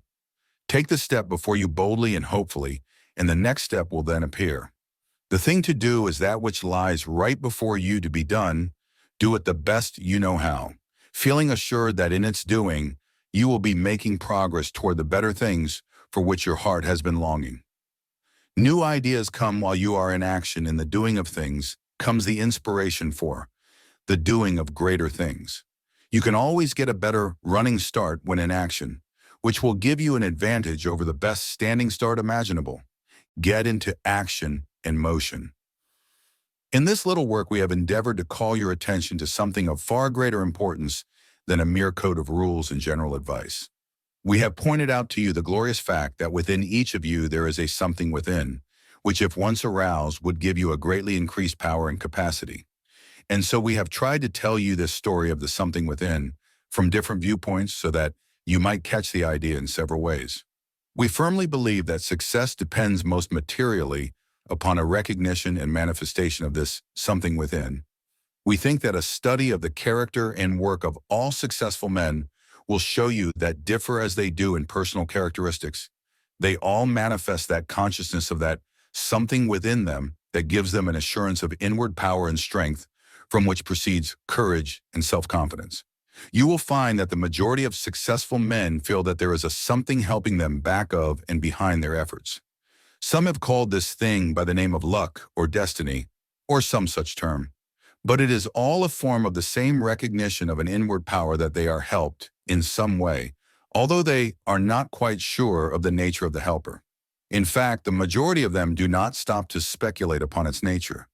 They are too busy and are content with the knowledge that it is there. This is something within is the individual, the I, in each of them the source of the power which men manifest when they express it. And this little book is written in the hopes that to many it may be the first step toward the recognition, unfoldment, and manifestation of this inward power. We earnestly urge upon you to cultivate this I am consciousness that you may realize the power within you. And then there will come naturally to you the correlated consciousness which expresses itself in the statement, I can and I will, one of the grandest affirmations of power that man can make. This I can and I will consciousness is that expression of the something within, which we trust that you will realize and manifest. We feel that behind all the advice that we can give you, this one thing is the prime factor in the secret of success.